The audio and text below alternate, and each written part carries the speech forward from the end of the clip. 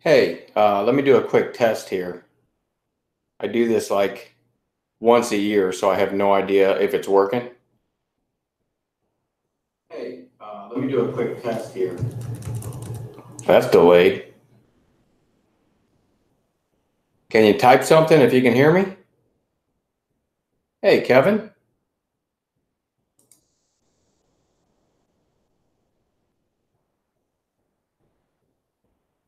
Haven't done this in forever. I just thought, I'll do an impromptu, maybe go over the watch list. How are you? Um, See if anybody has anything they want to talk about. This is what happens when I get bored. It's loud. Okay, hang on. Let me try to figure that out. This ought to be fun. It is not intuitive like you'd think.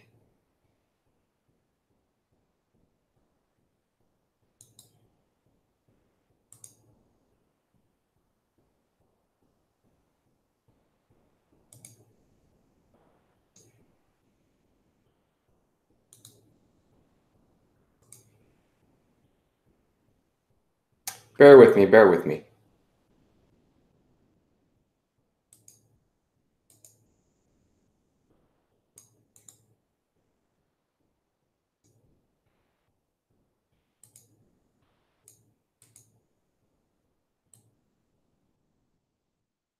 All right, Kevin, how's that? Well, now you turned down your speakers just in time. Or anybody else. It looks like there's people filtering in now. How's the volume now? Any better?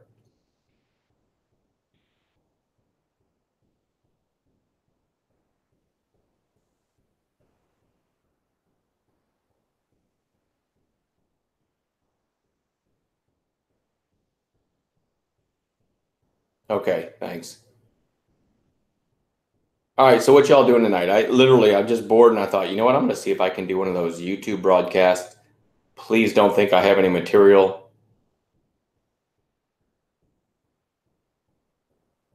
I don't have a presentation.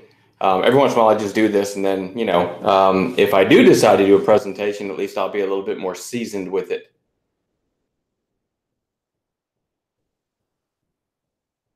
Guys, watching the course, Doug. Awesome. What do you think so far? I'm not sure how far into it you are, but what do you think of the course so far? I think I got the sound worked out.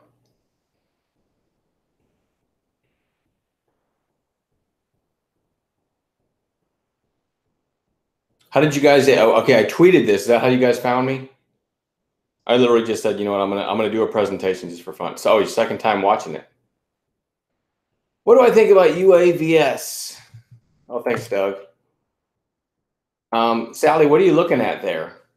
Keep in mind, and I get this a lot, Sally. Um, People will like kind of mistakenly ask me, hey, what do you think about this stock, like as an investment, or where do you think it's going? And I think a lot of people just have a misunderstanding of what day trading really is. For me, I think, bear with me, for me, day trading is more, if this happens, then I'm going to get involved and I should be able to pay myself. But keep in mind, I'm gonna try to find some examples here. Actually, let's see, QTT from today. There's a good example. I made $661 on QTT today, buying it right there. And you can kind of see the reasons for it. Right, it opened right at a hole number 13, popped up to, I think it was 13.19, sold off. And normally this wouldn't have been on my radar, right? But there was a seller at 13. The high of day break was just above. It's a recent high flyer. You can see the daily here. It had a big day right here, which was like, what, 4 or 5 sessions ago? As that seller was getting taken out, I got long and I sold into the spike. It's just that simple. $661. It took me 5 minutes to make it. But that's a perfect example of what I log in and try to do every day. As far as drones, again, I don't hold overnight. So Oh, what was that today? PTX. If you didn't watch my overnight video, this is a perfect example. I might have gotten excited about PTX, right? This massive volume. And in my video, my watch list video for tomorrow, I found this example and I thought, this is a perfect example of what I would have probably bought at 2 as this was ripping a few days ago, right?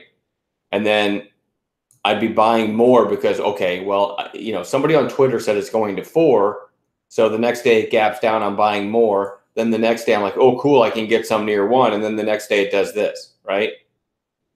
So I don't hold overnight anymore. And I'm not suggesting that this kind of thing happens very often, but I used to get stuck in this stuff.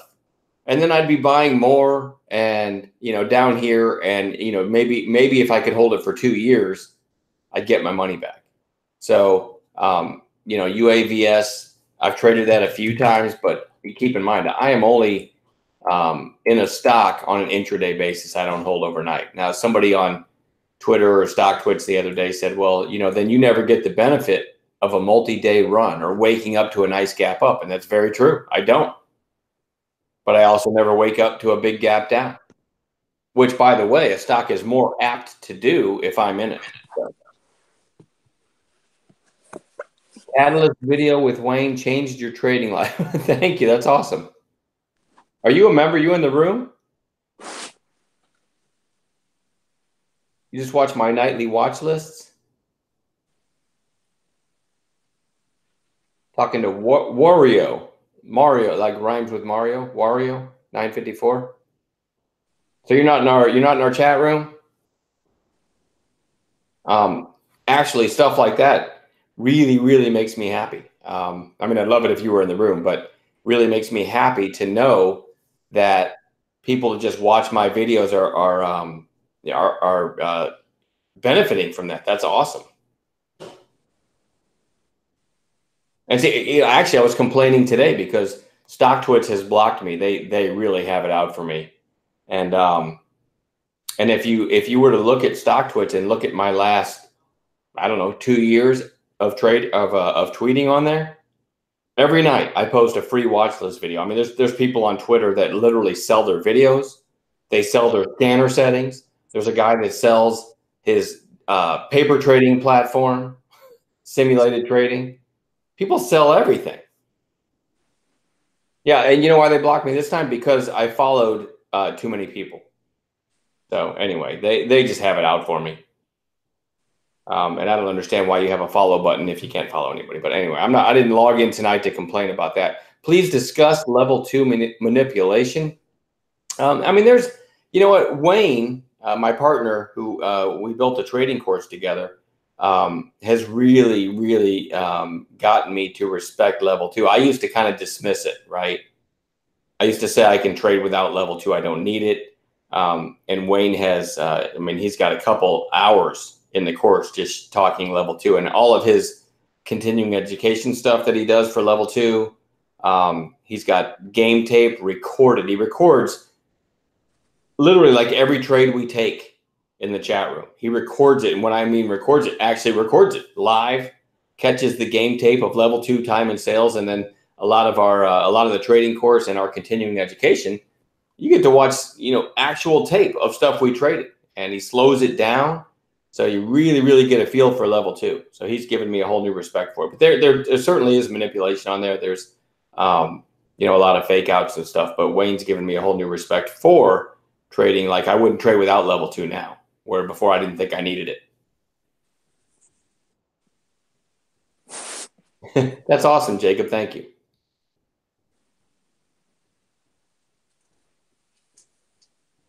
Wario, thank you. That means a lot to me. I absolutely love what we've got going. Keep in mind, I'm not some new guy that's trying to jump on Twitter and get people to join my chat room. You have to understand, I've been doing this. I've been running GreatStockPicks.com since 2004.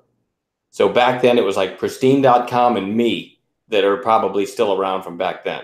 Although I'm not really an advertiser, so people stumble across me, whereas, you can find some of the big names anywhere and everywhere. But that makes me really proud to see that you're benefiting from what I post without even being part of it. But I absolutely love what's come together as far as our chat room. People always tell me in chat, you have created this amazing group, and I haven't. It just happened. I mean, I started the website, but the fact that everyone in there works together and there's no pumping, there's no, hey, I'm going to try to get other people into this stock. There's no bashing it. It literally is a group of people working together. I'm really proud of that, but people give me credit. I don't deserve it. It just happened. That's awesome, Wario. And that's very true. A lot of people, see, I won't take a trade. I won't take a trade unless I've got a couple dominoes to fall right above, right? Another possible catalyst just above.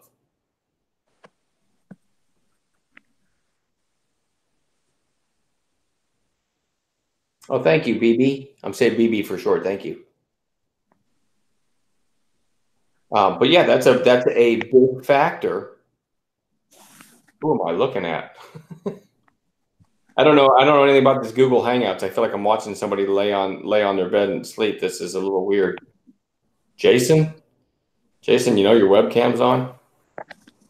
Am I the only one seeing this? All right. Anyway, yeah. So I won't take a trade unless I've got a couple catalysts above, and I'm really not in the market that much. Like if you consider every day is 6.5 hours from open to close, not counting extended hours, I might be in a trade 15 minutes out of that 6.5 hours because I'll sit and stalk right until I get that set up, and then there's two catalysts above. So it's nice to hear that you get it, Wario. That's awesome. Yeah, the market's definitely changed, and that weeds a lot of people out because people don't change with it, right? That weeds a lot of people out. And for me, I do that a lot. Like I'm better now, but I used to keep trying the same thing that was making me money all summer, and then a certain date, everything changes. And I think for some reason I'm trading like crap when in reality things have just changed and it's time to adapt. So I think that's something I'm getting way better at, is adapting more quickly, realizing it's not me that's changed, it's the markets that's changed, and then adapting to it. And I think the whole chat room group is good at that.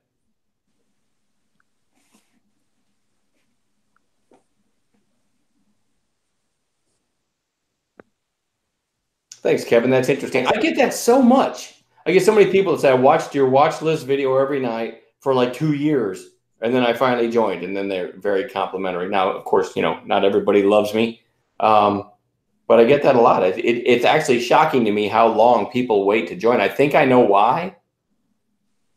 I think it's probably people that have been bitten, I don't know, by other rooms that absolutely don't teach anything but, hey, I'm long this one and you can chase it now and I'll sell to you.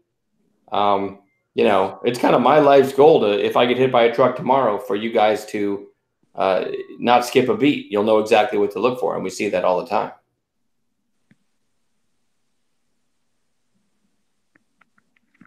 So, yeah, I mean, I think most people in the room are lifers. I recently switched to that monthly deal. But I think most people in the room are lifers. How long did it take me to get consistently profitable? How many times did you want to quit? I don't want to say, well, I really never wanted to quit because, and I tweeted this the other day, the biggest motivator for me was the disdain that I had for my job. I always call my escape from my job through trading, my Shawshank Redemption story. But it took a long time. Now, keep in mind, I had a wife and 3 kids, and they came first. So there was never a point that I was just going to say, you know what, I'm a day trader. I worked all the overtime I could get, and I had my trading account. And when I would blow that up, I'd work more overtime, but my job always paid my bills. And I think a lot of you know the story of when I actually finally quit. But, you got to make sure if you have a family that you can pay your bills first. Now, if I was a single guy, I'm not sure what would have happened. if I didn't have any responsibilities, that actually could have been worse for me, right? I might have just been total casino gambler for years, but it did take me a long time. It took me longer than it should have.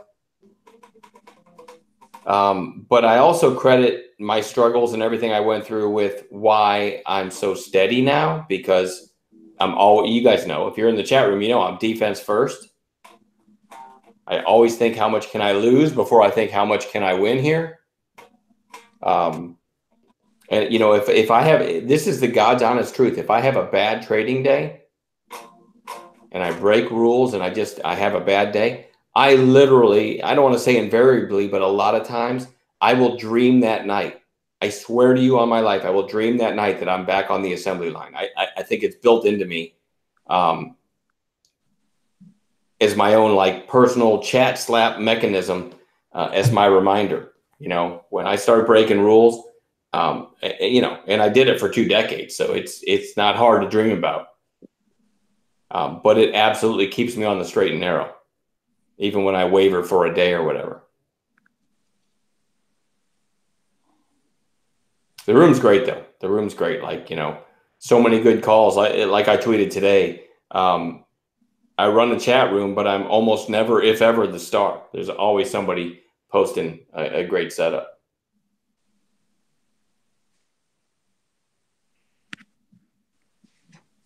Yeah. You know what? And to be fair, BB, I actually, like, say my son had just gotten married or something, and then said, you know, came to me and said, Dad, I want you, I'll spend the whole summer with you. I just want to sit and shadow you and learn to trade. I would dissuade him. If he was single, you know, living in an apartment with a couple of his buddies, I'd spend the whole summer teaching him. But if he had a wife and kids, I would push him away from it. You know, you can't trade when you're young and you have the pressure of a family and you haven't been through the grind yet. I would push somebody away from it. I wouldn't want anyone I love trying to do this. I really wouldn't. It's, you know, people on Twitter make it seem easy. It's the hardest thing I've ever done. Again, I tweeted today, if you are nervous in the morning, that's your brain telling you still aren't where you need to be. I mean, I'm finally, you know, to the point where I'm completely calm and not worried at the opening bell, because I know I won't do something to blow up my account. But I used to log in with sweaty palms, literally saying to myself, Jesus, I wonder what I'm going to do today. Right? You're not there. If you're doing that, you're not there yet. You're not ready.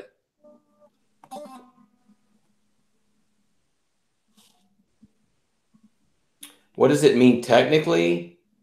A stock must fill the gap. Let me think of a recent gapper. Well, I think SPN is on my overnight list, isn't it?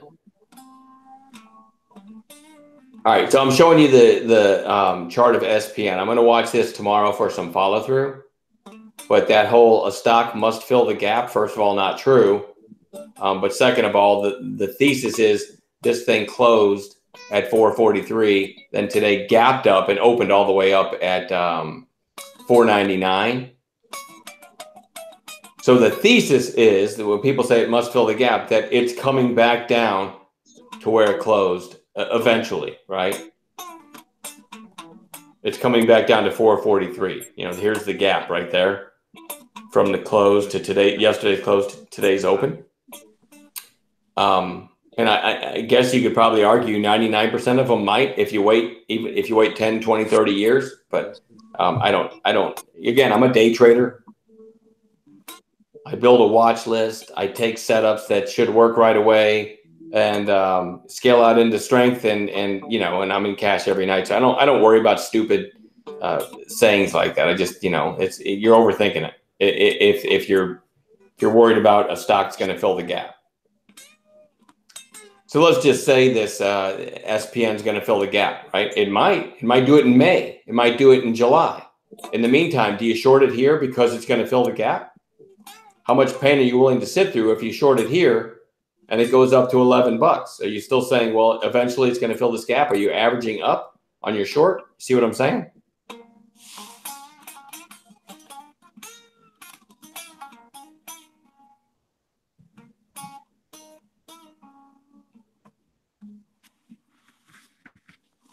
Well, I'm reading a couple posts to see. Never heard of it. Use stock trade. Lets you day trade under 25K without a minimum. Never heard of it.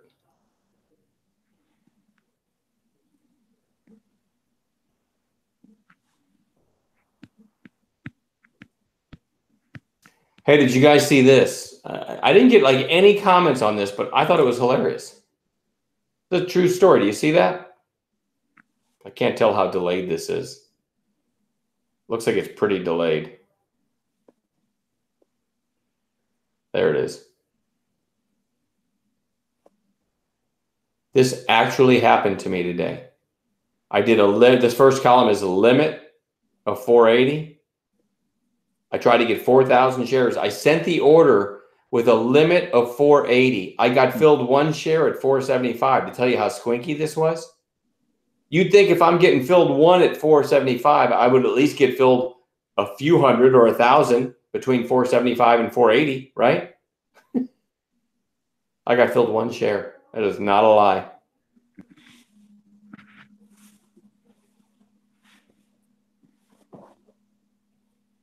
Isn't that funny? Anyway, I thought I'd share that. One share.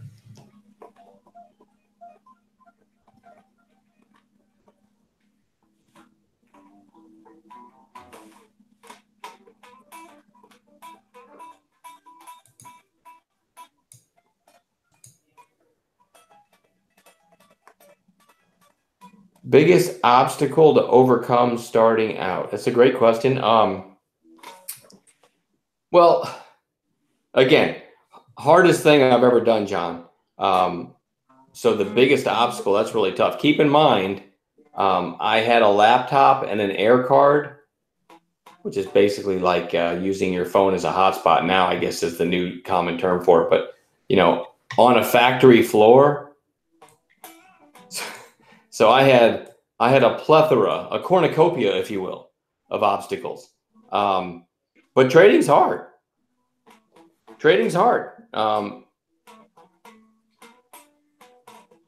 It takes forever to get to the point. I mean, let me ask you guys. There's several people in here. Have you ever been trading and then you finally think, okay, I get it now, right? I get it now. I understand what I'm doing wrong. I understand the gambling aspect. I'm going to play defense first. I'm going to protect the downside. I'm going to honor my stops. And you start really getting confident. Have you ever been there? And then you have one of those days where you blow off all your rules and you say to yourself, the famous saying, I can't effing believe I did that again. Has anyone in here ever done that? Serious question. It's a little delayed, so I'm just going to wait and see if I get some answers. I bet there's like a 20-second delay on this. Yes, yes, and yes. The answers are coming in. I can't tell you how many times. I mean, even, let's see, this is 2019. I'm sure I've said that to myself probably 3 or 4 times in 2018. I haven't said it yet this year. Knock on wood.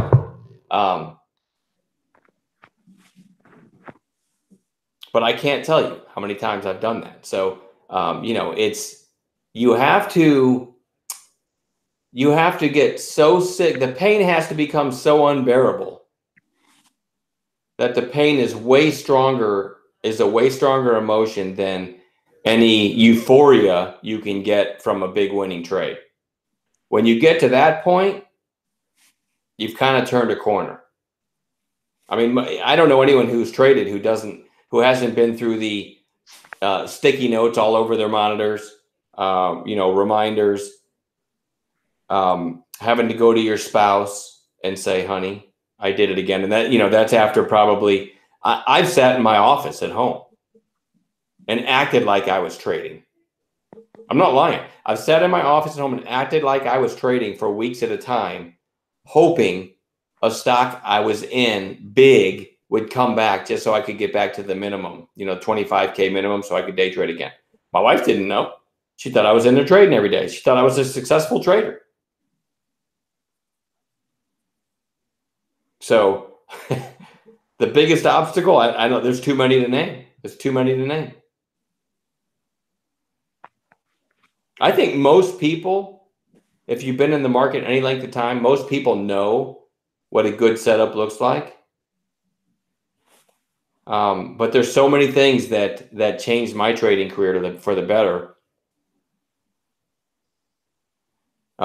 Maybe the biggest one, I hate to put any label on something like, hey, this is the biggest one, but maybe the biggest one is where I learned that I hated buying a stock and being red, like within a minute or 2 minutes or 5 minutes. I hated being underwater in a stock. So I literally put all my focus into, okay, what is the right exact moment based on several things that if I take it right at that moment, I'm going to be green and it's never going to look back. Or at the very least, it should be green. Start knocking down those dominoes. You hear me talk about stacked catalysts, right? And then never look back. And so I put all my focus on that.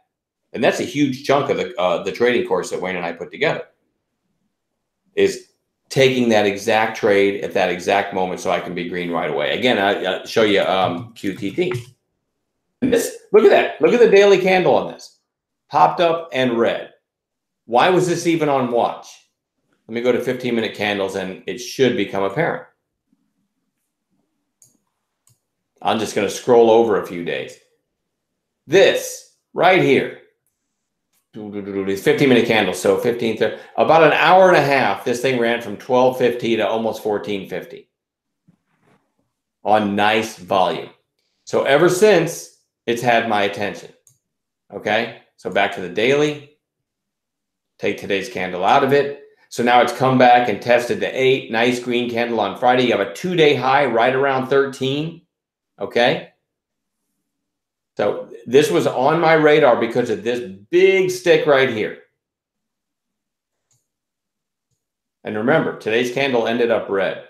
But somewhere about here, and I'm not positive, but I think this was on the overnight watch list, right? It should have been because of that action I just showed you. So somewhere right about here, Wayne said in chat, if you weren't there, hey, this is a squinky trader, but I like it through 13 because it opened at exactly 13. The high of day is 19 cents above that. It's a recent high flyer. There's a big seller at 13. If he gets taken out, we might push through the high of day. I agreed with everything Wayne said. It was a very clean inflection point setup. Not on any random stock, not any whole number on any random stock, right? But on a recent high flyer that had a huge move about a week ago, opened right at a whole number, big seller there. High of day above is another catalyst. I got long right at 13.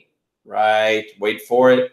Oh, by the way, then it came up right below 13 and started. So now you're getting this little flag. You're getting this little intraday cup and handle, right?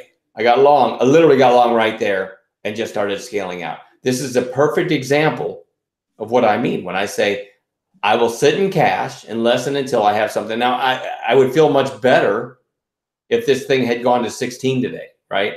I'd feel like a more professional trader if this had gone to 16 because I would really have some bragging rights. But these are 5-minute candles. Within the same 5 minutes that I bought it, it goes up 50 cents, which is a big move, 50 cents-ish, maybe 49 cents. Big move on a $13 stock, right? I bought it here for all the reasons I just gave you, and I'm scaling out all the way up. And what did I make? 600 and whatever, right? There's a perfect example. And that is all the byproduct of me studying the market for years and years and years and deciding I freaking hate being red in a stock. Does that make sense to everybody? So I'll sit in cash and I'll wait for, and again, this isn't, look what it did. By the end of the day, it was ugly. But does that matter to a day trader? This was perfect. I'm a little surprised this didn't go up and retest that 14 something from the other day, right? Look at that volume that came in. Had nice support below.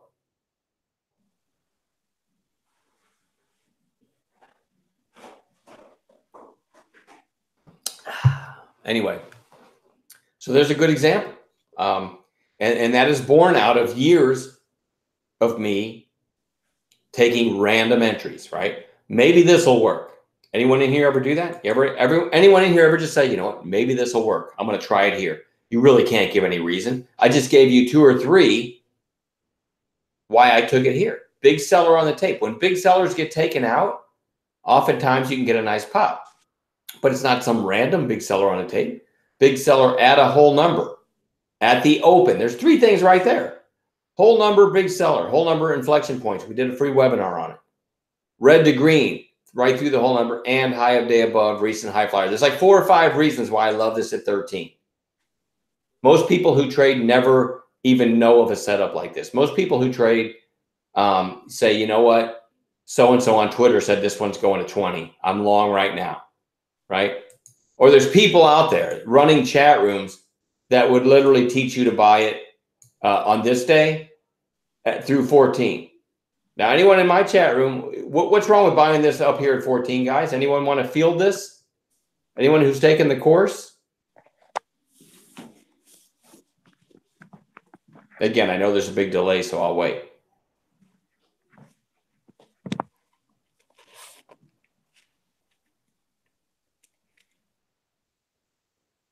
Yeah, Doug, that's perfect. It's already got upside shape. Look at this thing. It's already run for like 30 to 40 minutes straight. This 14 break means nothing to me. But there's people out there, you're absolutely chasing, right? There's people out there running chat rooms that would teach this, teach you to get long here, because they only need another 20 cents, and they need the big volume, and then they'll sell into that. You're not creating a good trader teaching that. You know what? Don't even get me started. If I start, I'll end up getting sued if I start telling you guys what some of these guys do. Again, me posting or me talking about some of these guys is why I'm not on StockTwits anymore, because I know the guy that I was trying, basically showing people what he was doing. I guarantee he spends $100 grand a year with StockTwits. So they don't care if he's wrecking traders. They just want that money. Yeah, Rule 29. Exactly, Doug. Let's see. I missed some questions. I traded options for a year just after buying it. I have to be comfortable seeing. Yeah, I don't know anything about options. I've never traded one in my life.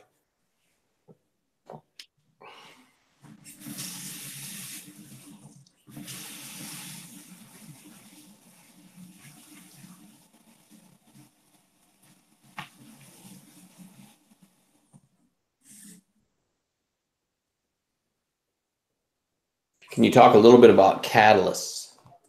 Is that primarily where you anticipate shorts will cover? Is there some reason that the catalyst affects the momentum? Well, for me, a catalyst can be as simple as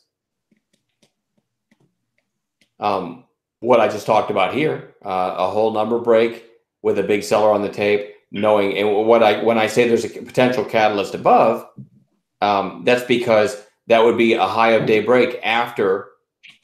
Keep in mind, this isn't a random stock. This had a huge move like 4 sessions ago. So a high of day break, especially after gapping up, popping, selling off, right? Shorts getting a little bit comfortable. So now we get the high of day break. If you're short this from anywhere, if you're short this, and keep in mind it's a recent high flyer, on that high of day break, you're going to be getting a little bit nervous. Now, this didn't follow through, but still, imagine yourself short this, and all of a sudden it's taking out the high of day.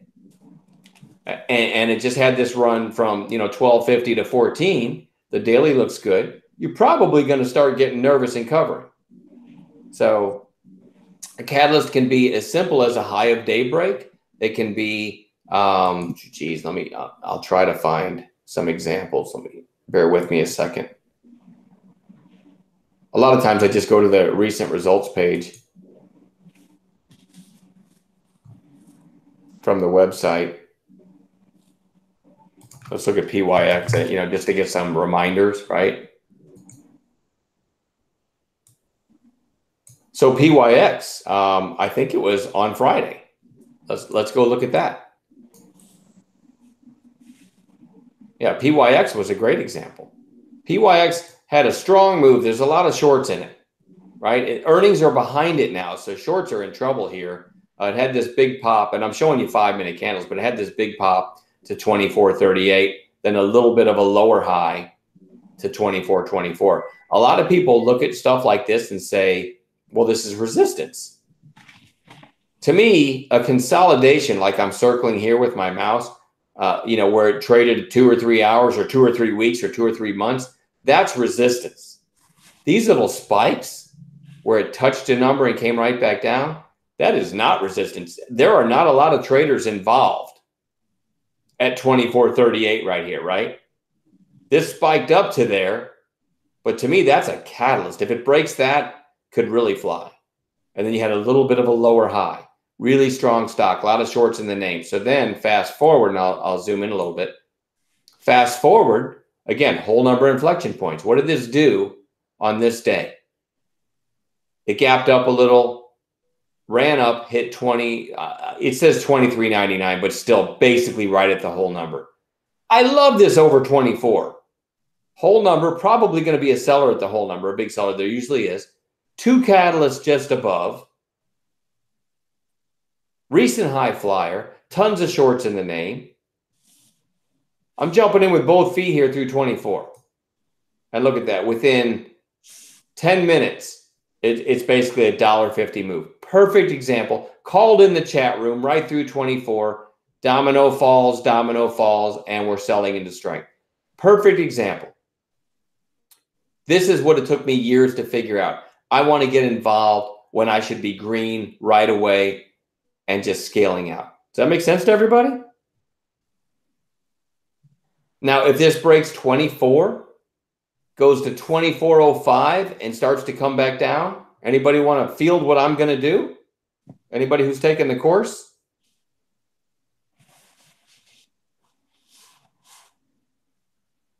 Again, big delay, so I'll wait.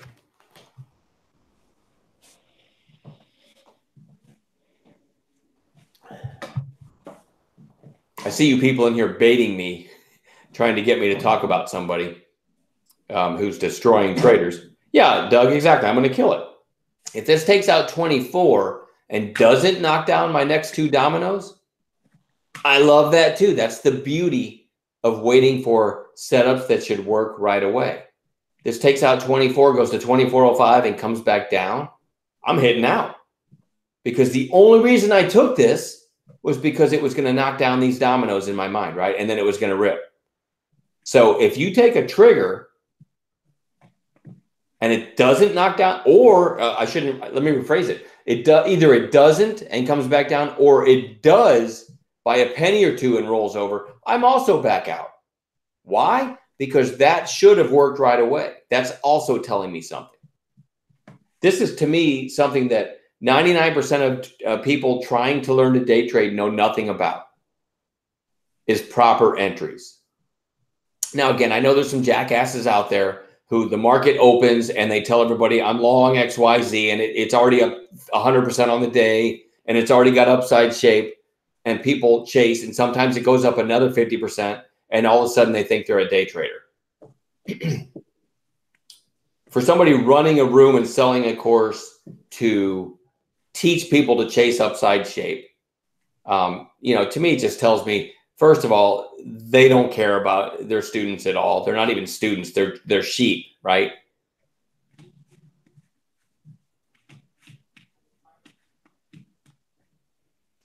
But when you learn, when you start to figure out that there are certain areas where you can get long and it should be green right away, and that's what I've kind of devoted my whole trading career to, right? Because to me, that's way more important. I've seen people make the argument on Twitter that the entry isn't that important, which to me is the dumbest damn thing I've ever heard. But they will say the entry isn't that important. It's how you manage the trade. And I think they're implying, so what if you buy it wrong and it goes lower? You can just buy more. And that does work great until it doesn't. And when it doesn't, you can destroy your whole career, right?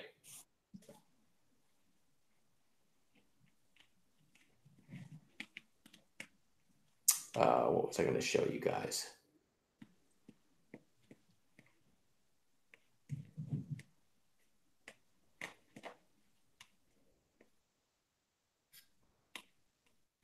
Let me try to find that. Let's see.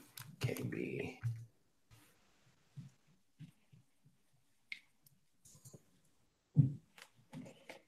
Here's an example. Here's an example. Do you guys see this?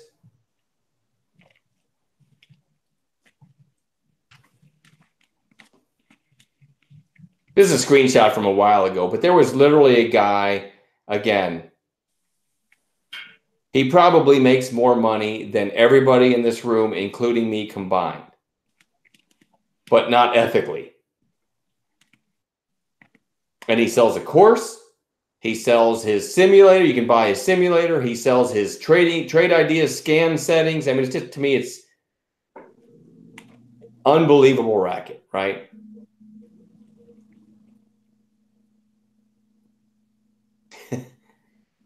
Well, this isn't Bond. This guy, I actually have respect for Bond compared to this guy. But literally, these are 1-minute candles. Think about this. So it opens here and starts to run, and he's saying, I'm buying this, I'm buying more, I'm buying more, or I'm sorry, I'm buying more, and then dumps it all. This all had to happen within 30 seconds, maybe 20 seconds, maybe 15 seconds. But what do you think happened to the average member in his room?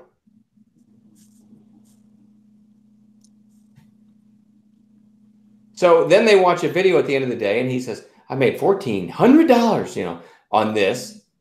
And you know what they say to themselves? They literally, I've watched it. It is literally Stockholm syndrome. They're saying to themselves, they're replying to the video saying, man, you are amazing. The volume came from them because he was calling it, right? Then he dumps it all. Everyone in that room gets their ass handed to him, and then they praise him. That's Stockholm syndrome at its best. And this, by the way, is why I got kicked off StockTwits, for pointing out stuff like this, because this guy probably spends 6 figures a year advertising. I didn't mean to get into that today, but it doesn't take much for me to get into it. Oh, Crown Royal, I missed that. Okay, so I got a couple questions about stops. Please discuss your use of stops after placing a buy. Okay, I don't place hard stops almost ever. But if you're a new trader, it's probably prudent that you do. I don't, like I said, I log in every morning and I'm calm because I know I will protect my entry. I know I won't average down. I know I won't go, oh crap, that went against me. Well, I'm not going to sell it. I'm way past that. Not because I'm smarter than any of you. It's because I've done it more times than most of you, right? I've been, keep in mind this, I've been running this chat or this website since 2004. It's 2019. That's 15 years. So maybe wiser when it comes to trading because, wisdom is actually born out of making mistakes, right? Isn't that accurate? But I'm not smarter than any of you. I've just done it so many times that I don't need to place a hard stop. I have, I've called a stock like QTT before, and, I'm scaling out right here. And one of my members was busy, I find out later, typing out his hard stop, right? Instead of scaling out, and keep in mind, a stock can do this, and 2 minutes later do this. And meanwhile, I'm selling into the spike, and he's busy typing out, sell 1,000 shares of PYX at a hard stop of 23.80. Meanwhile, he should have been selling some.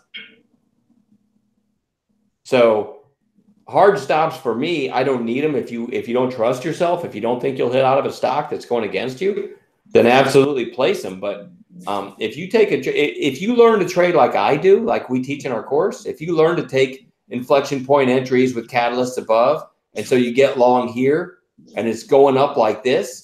And if you're, well, again, let me ask course takers. And I obviously there's some in here because you guys have said, if you get long at 24 and over the next 5 minutes is climbing up to 25, what are you doing? What exactly physically are you doing as a trader? Again, there's a delay, so I'll wait. But Wait till you see the course taker's answer, and this might help you. You're scaling out, Doug. Thank you. Desi, Yasim, exactly. Bibi, you're selling into strength. You're not doing anything else. You're not placing a hard stop. This is doing exactly what you wanted it to do. This is where you make your money. This is where you make your living. You get long here. It's doing exactly what you wanted. You can start saying to yourself, well, it might go to 30, so I'm not selling any. Well, if that's the case, you're doing it wrong. You bought it at 24. You were looking for domino to fall. Both of those happened. You should be scaling out. This is another thing that many traders don't get. So for me, the only time I place a hard stop is if I get long here and maybe I sell some at the half and I sell some more at the whole number. And now I'm thinking, hey, I see another good setup over here on this monitor to my left. I'm down to 500 shares. Okay, now I'll place a hard stop at 24, probably 24.20 to give it some wiggle room so I don't even have a loss on my last 500 shares. Now I can go ahead. I got a bunch of money in my pocket. Now I can go ahead and, stalk other trades. I can place a hard stop. Does that make sense? Thanks, BB.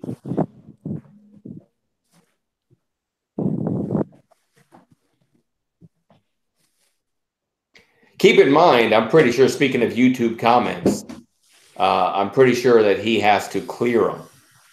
So I don't think you'll see any negative ones because he has to, which somebody explained that to me. I was like, wow, how is nobody saying, what you're teaching is reprehensible? He has to clear them first. So it looks like everybody's happy.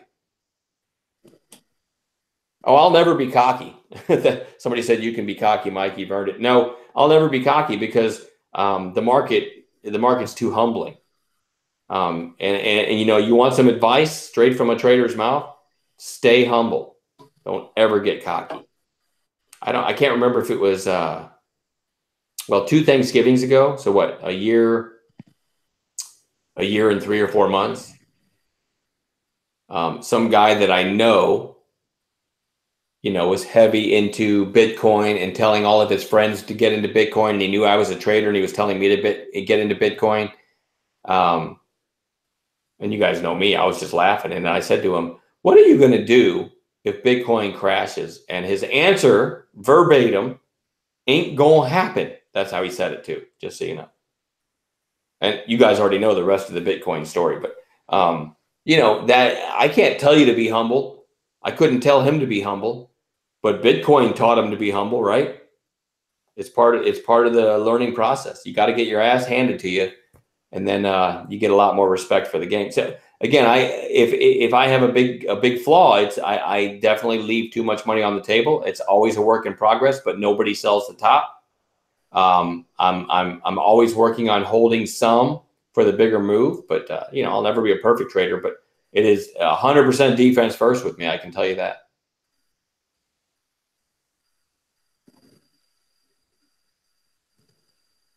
Yeah, emotions, absolutely, BB. You're right. Absolutely, the biggest part of it.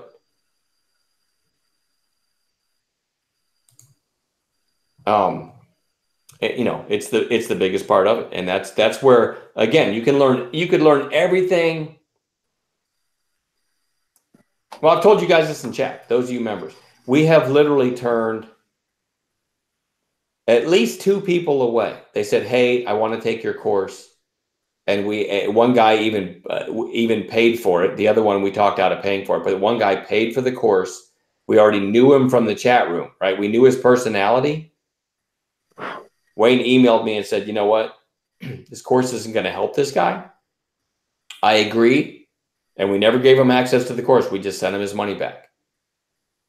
If you can tell me anybody on the planet that would do that, when you look at these charlatans out there, but there's some people, no matter, you could take our entire course, and if your mind's not right, it isn't going to help you at all. And the 2 people, that we have dissuaded from taking the course, and there's a third that I think we would also, that we talk about, that we would send their money back and say it's not for you. You get to know these people, and you get to know somebody that literally keeps doing the same thing over and over and expecting a different result, and they think they don't need any help, and they think they know everything, but yet in the same sentence they'll tell you they're losing money.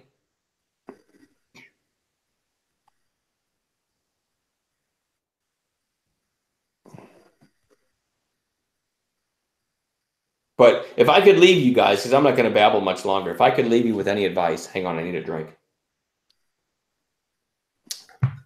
Not alcohol, by the way, Diet Coke. But if I could leave you with any advice, it is really, really learn proper entries. It takes, think about that. When you're green right away, because you bought it at a whole number inflection point with 2 catalysts above on the chart or whatever. We teach many setups, but when you learn to enter like that, think of how many other problems day traders have that just get erased out of the equation, right? You only have to worry about scaling out because it worked right away. And again, as I said before, they don't always work right away, but that's also telling you something. So there's no reason to hang out when you're wrong. I say this to people and they think I'm being cocky, but I've never read in a stock probably more than 2 minutes, because it'd take me about that long to decide, okay, my thesis was wrong. I'll look for the next one.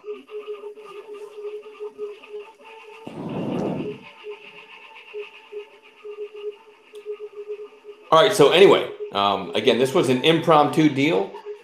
So if there's any questions, I'm happy to hang out and answer them. But like I said, I didn't prepare anything. I just thought, hey, it'd be fun. I love talking stocks. Nobody in my family wants to talk stocks. So I figured anyone who logs in is going to be someone who likes it.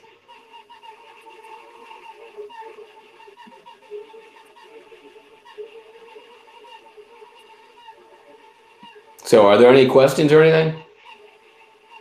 Yeah, again, I'll try to do this from time to time. Every time I do it, I have to like relearn how to do it, because it's weird. I have to go to YouTube Live, and then it directs me to Google Hangouts, and then I have to screen. I don't know. It's all weird.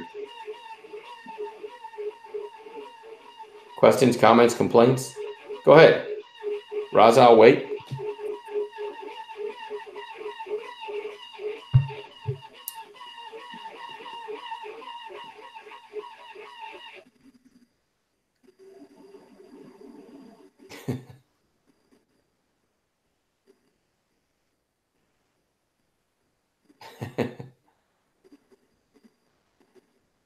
Do you buy in anticipation of a breakout? Absolutely. If everything's lining up, the question, I guess, being sort of, will you take something early?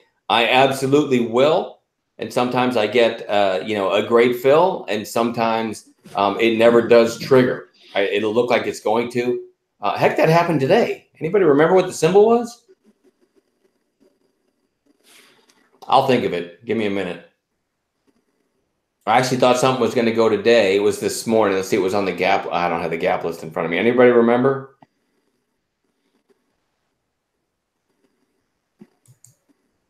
Keep thinking it had a W in it. It was some weird. I haven't, Kevin. I have not had a vacation, a decent vacation. I think I've had a long weekend, but I haven't had a decent vacation probably in 2 or 3 years. It's killing me. I literally moved in October, and most of the chat room members didn't even know I was in the process of moving. We sold our house in a moment's notice. Then we had to find a rental, and I didn't miss one day throughout a move. I was very proud of that. Oh no, there's Crown to come. My wife and I are trying to eat right, and we just kind of started it a couple weeks ago. And if I drink, I will eat everything you put in front of me. So I'm trying to take a break from that. How much does this scanner cost a month if I go through you? What scanner are you talking about? I'm not sure what you mean. Art W. Let's look at that. Thank you. I'm pretty sure that was it, Simon. Thank you. Yeah, okay, here. This is a great example. Thanks for the reminder. Let me go to 2-minute candles, and I'll show you. I bought, to answer your question more thoroughly, I bought this one, 2,000 shares. And what did I say? I lost like 130 something bucks. So ARTW pops up at the open, morning gap play, had news, tops out at 381, right? puts in a lower high right here at 375. It's pretty darn whippy. These candles are pretty wide range. Then it takes out the lows, right? So in my opinion, at this point, shorts one, I'm not even really looking at it. Somebody in chat mentioned it. If anything, let me back up a little bit. If anything, then you had this little bounce, shorts win again, another bounce, shorts might get nervous, but no, they're right back to the lows. Shorts are in control here. Probably, speaking of gap fills, probably going to fill the gap, right? But then lo and behold, wait for it. There it is. All of a sudden volume, and it's going red to green. By the way, the lower high here was 375. Okay, so now it puts in another lower high of 368. So you've got 1, 2 dominoes, 3 dominoes to fall, and it's flagging. It's loosely flagging, but it's flagging. Wayne spotted a seller at 375, right? And that makes sense. That was this lower high right here. If this takes out, by the way, 3/4 number, right? Whole numbers, half numbers, 3/4 numbers. If this takes out that big seller at 375, it's going to rip through the high of day. This is me thinking in my brain, right? It's going to rip through 381 and squeeze to 4 and maybe even 5. I mean, this has shorts in big trouble, right? I agreed with Wayne. I'm going to go long through 375, but I'm also looking at this little flag, and I'm thinking, if it takes out 368, it's probably going to knock down 375. I got long right here. I think I got filled at 370. It does hit 375, big seller there. I'm convinced he's going to get taken out and we're going to rip. And guess what? Very next candle, it does this. I hit out at 363, something like that, 2,000 shares. I lost 130 bucks, so whatever that adds up to. But there's a perfect example. Somebody said, do you ever take in anticipation of a breakout? You had kind of a cup and handle. You're taking out this lower high. You've got 1, 2 catalysts just above, big seller on the tape. I just knew I had one, right?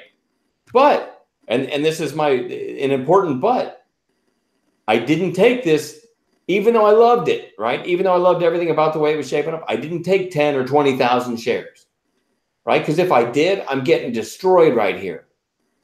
I said, you know what? I'll try 2,000 shares. If it doesn't take out 375 in a blink and starts to come back down, I'm out. That's exactly how I handled that. And it was nice to see Jane basically did the exact same thing I did. And she's a really good trader. So that made me feel good. Do I trade pre-market? Almost never. Almost never. Wayne worked for like 1.5 years looking for a clean setup formation type thing in pre-market. And when I see what he came up with, I usually will take a trade. But for the most part, in different markets, those are better. I have big notes on my nightly watch list that says, don't take pre-market trades, because more often than not, I don't do well on them. But there are rare scenarios where I will.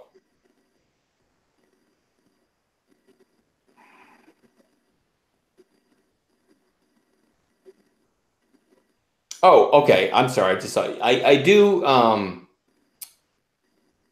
do use Trade Ideas. It's a great scanner. I'll always say this. I think our chat room is a better scanner. You know, if you use the hot script and you put certain members on your hot script, and you can set audible alerts, and you can set a window on the chat room that only shows you people on your hot list. It's a great scanner. Yeah, somewhere in my emails every night, I do have a link to Trade Ideas. Like I'm on their affiliate program, so I get a commission if somebody buys it through me, and it's offered at a discount. But I'm not here to push that. But it is. Having said that, it is a great scanner. If I were on vacation and just had a laptop to trade with, and didn't have access to Trade Ideas, I would be less excited about trading that day. But you know, people always say, "Can you give me your scanner settings?" I don't have any proprietary scanner settings. I look for high relative volume, and then I'll look at the chart and see if it looks good, right? Again, there's people that sell their scanner settings as if they're the holy grail. They're not. I know of a guy that, this is my theory, and I will never name anybody, but I believe he has his scanner settings to have a stock show up. Keep in mind, if a stock averages 50,000 shares a day, And then you break that down, that's probably, you know, that's less than 10,000 an hour, right? So if he has 2 or 3 of his buddies buy 3,000 shares all in 5 minutes of a low float stock that maybe had news this morning, they could literally force it onto that scanner, right? If the settings are set such that it's just looking for a little bit above normal relative volume and on a low float stock. I personally believe there's people out there that run rooms that have their buddies, or maybe they do it themselves, buy a few thousand shares of a stock that had obscure news, but it's low float, which forces it onto the scanner, and then they can say, hey, this showed up on my high of day scanner. And then that's how they justify calling it. And then you get this massive flood of 1,000 people chasing it as our boy scales into it, you know, scales out into it. So that's my theory. I can't prove it, but do you increase size if you see a multi-catalyst setup? I certainly trade bigger if I have a setup I love and it's not, you know, it's not lunchtime, and absolutely. My size is absolutely dependent upon how clean the setup is and how many catalysts it has and all that.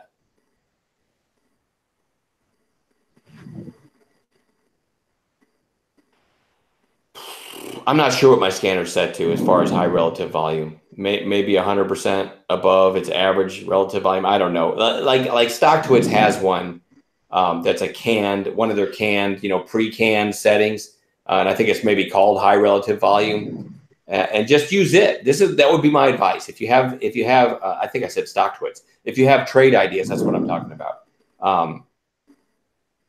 Use their canned one, right? And then as the day's unfolding, maybe it's spitting out so many results that you can't even keep up, right? It's just too fast. Go back in and tweak the settings so it won't spit out anything that hasn't traded at least 70,000 shares on the day, right? And that'll whittle it down, and just tweak it like that to where it's spitting out a usable number. And then just start looking at the charts. But you make sure that you're never chasing because something's getting relative volume. Again, there's people out there that teach people to chase, right? I don't care if something's up 70% in 5 minutes. I've seen these videos. It's insane. They'll tell you that is the stock that's in play. It's got Momo. And again, you don't teach people that unless you're selling them, unless you want them to pile in so you can sell to them. And I don't know.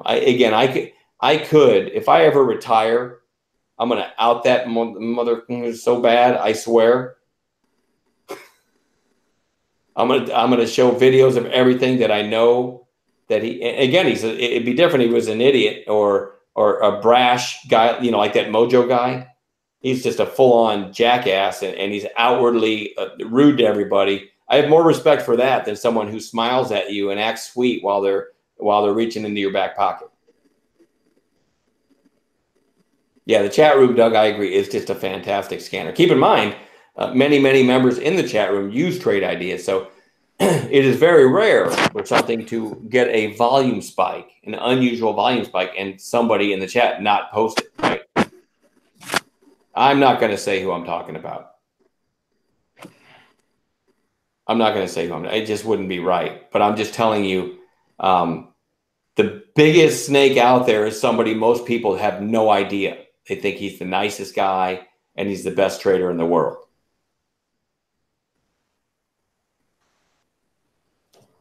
Which to me makes him that much more evil because he's super smart. He's not an idiot. Super smart.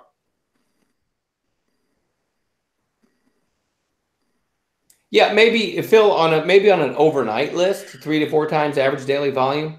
But as far as, you know, tweaking an intraday scanner, you know, that gets a little trickier. You know, if you wait for something to get 3 to 4 times its regular volume on an intraday basis, I guess it's all prorated, so to speak. So maybe that'd be fine. But again, I would just recommend tweaking your scanner settings.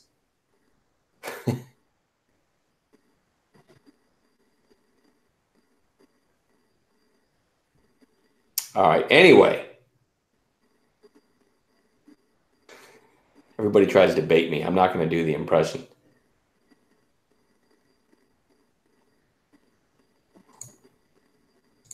But I've lost a lot of respect for StockTwits and like Howard Linds and the guy that runs it and all of them, because they started really like kicking me out on a regular basis when, and again, I never name anybody, but they figured out I was talking about a big advertiser on their site, and they just squashed me every chance they get. I literally followed like 10 people this morning, and again, on StockTwits, and then they just blocked me. There's a lot of merit to following people that are trading the same stuff you are, because you kind of get a feel for how the crowd feels about a certain stock. So I always try to, like, I don't follow any of their suggested people. I try to follow the people that are trading the same stuff I follow, same stuff I trade. So I've lost a lot of respect for them. But anyway, I swear to you, I didn't come on here to whine about that. I thought it'd be fun to talk stocks, show a few charts. Let's real quick. Daily XNet. I'm sure most of you have seen the watch list video. XNet looks pretty impressive for tomorrow, but again, it's trading with the Bitcoin plays. Definitely want to watch PYX tomorrow. SKYS is squinky stock, but it's on watch. Overstock Overstock's kind of a cup and handle, day one of a cup and handle breakout, so that one could certainly have more legs in it.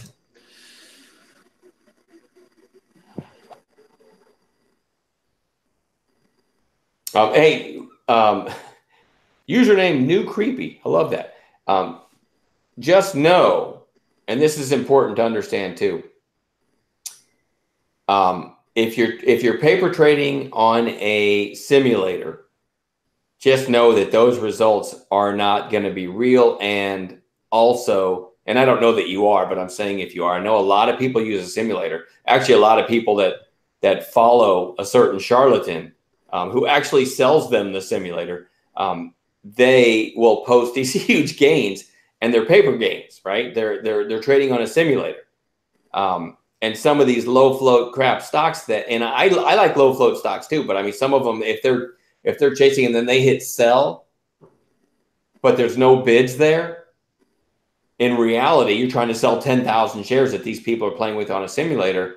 If it prints $2.50, it'll show like you got your sell at 250 on all 10,000 shares, where in reality, that thing might drop off a cliff and you get filled all at 190. So I watch all these people that are just setting themselves up to get destroyed when they go live. And I've actually seen some people that went live and say, wow, the simulator, I was doing so much better. So just understand, if you're trading on a simulator, it doesn't allow for slippage. And the other important thing, anybody know what else a simulator doesn't calculate? Not slippage. Slippage is one, but there's another even more important thing that a simulator doesn't account for. Not calculate. Calculate wasn't the right word. A simulator doesn't account for emotions. Doug, you're nailing it tonight. It's easy to trade on a sim. Man, when I trade on a simulator, I suck, because I'll trade 20,000 shares of everything. There's no fear at all. And fees too. Yeah, I mean, there's a lot of things, but the real point is, when you get real money at work, everything changes. Everything changes. So I'm not a big fan of the simulators, but I will tell you, if I had a simulator, I wouldn't charge people for it.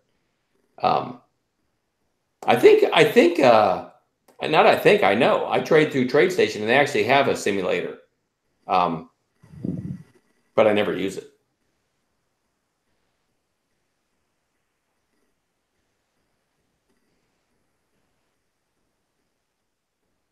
Phil, that's an interesting post. You're a swing trader. Day trading is not your strong suit, and I'm the opposite. Mostly because if I hold something overnight, it's guaranteed to gap down.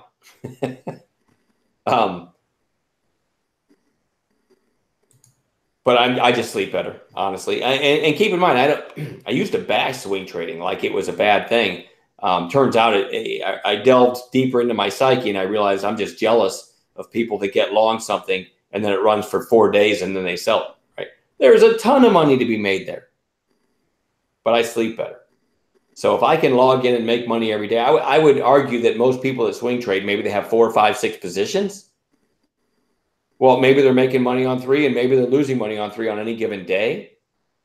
I'd rather be green every day. So I don't like something over here taking away from my gains that I'm making over here. So, but I totally get the merit of swing trading, especially if you're good at it. And I'm always jealous, and I admire people that are good swing traders because they get those 3-4 day runs. Some of them, can get a month-long run.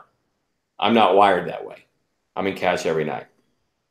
But again, I think that's the nice thing about the chat room. We have the lifetime membership that's, fairly cheap.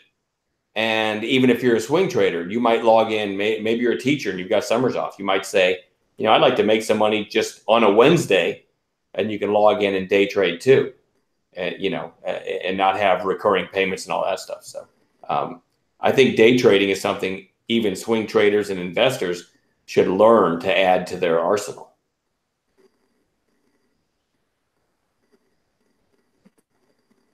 How low are your commissions?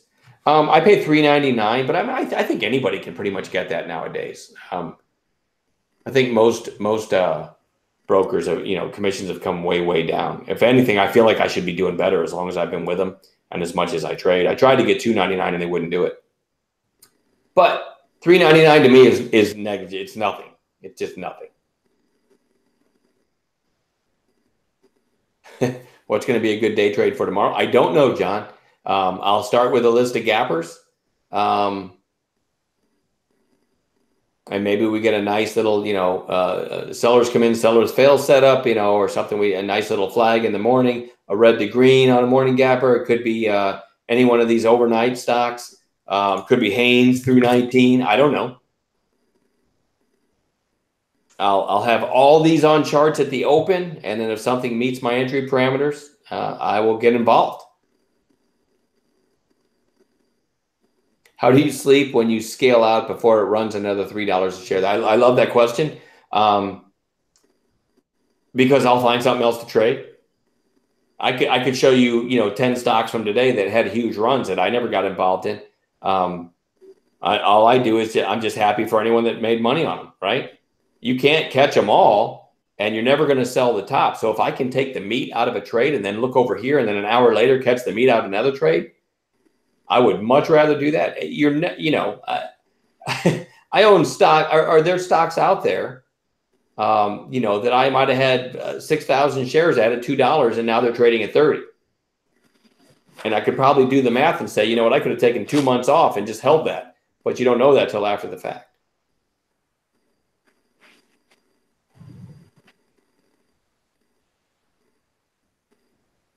I don't know, Scott, to answer your Howard the Trade Station borrows question, because I took one short all year last year and I lost money on it. So I don't know.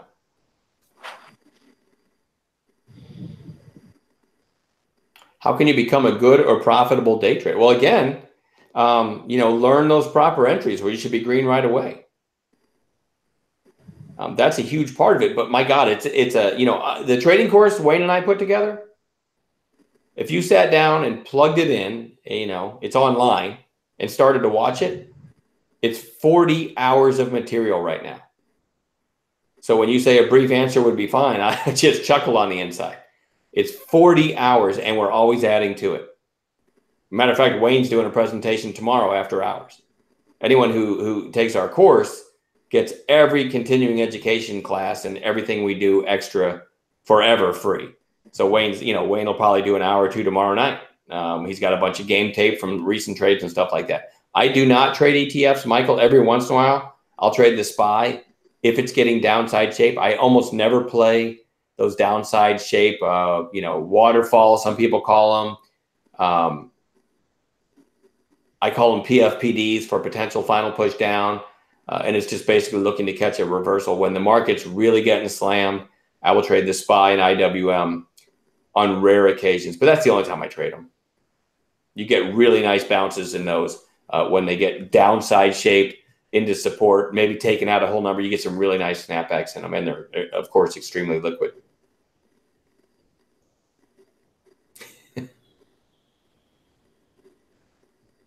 I've never traded an option in my lifetime.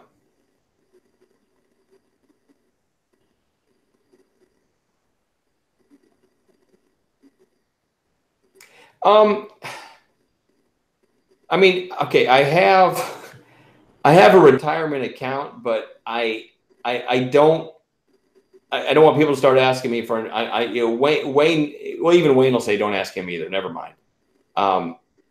The trader in me doesn't really allow for that, and so I don't ever. I'm very careful not to say any recommendations or anything like that. I'm not, because it's not my thing.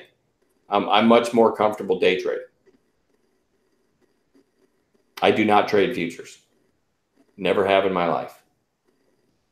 Again, just the examples I've shown you tonight, that's exactly what I look for. I log in every day with a watch list, then I add a morning gap playlist to that. I look for those trade setups, and then I get involved at that moment when it should work right away, scale out, look for the next one. So yeah, I love that question. How do you sleep at night when something moves up another $3 after you sell? First of all, that's why I scale out, right? So if I get involved in something, I'll take some off, but if it's still going, I'm trying to stay in some. So I'm hoping to catch $3 at least on part of my position, right? Unless it comes back down to my entry. I generally don't trade stuff under $1, but I will. I have trouble with the math. Like people trading 20-cent stocks, I do the math in my head and I think to myself, God, I've got to take so many shares to make it worth my while. And is it liquid enough to handle that and so on? So if anything, like 60, 70 cents and up, I'm fairly comfortable with. You get under 60 cents, I'm not that comfortable with it. But I kind of like Wayne. I prefer him to be at least over $1.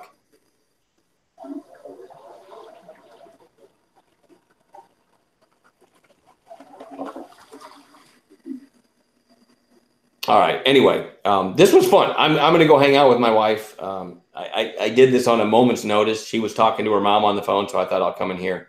And I'd like to do this again. I had no idea if anyone would show up, but I appreciate you guys showing up, and I love doing the Q&As. It's my passion. I love talking about trading. One of these nights I'll just go into. So you are trading balance is your retirement. I don't know what that. I mean, I have a retirement account if that's what you're asking, but I don't really trade it. I have. I worked at GM for over 20-something years. But I don't invest in it, so to speak, right? It's just basically cash. And a little bit over a year, I get to finally start drawing my pension.